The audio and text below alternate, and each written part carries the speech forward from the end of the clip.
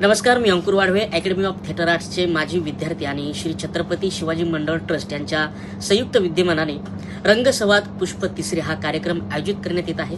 हा रंगसंवाद असणार आहे येत्या 1 मार्च 2026 रोजी सायंकाळी 7 वाजता।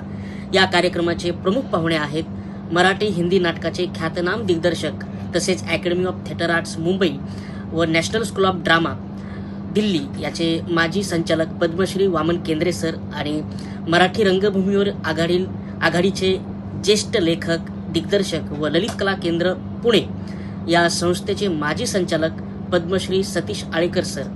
या चर्चासत्रात नाट्यलेखन, दिग्दर्शन, अभिनय तथा नाटकाच्या विविध अंगावर चर्चा होणार आहे।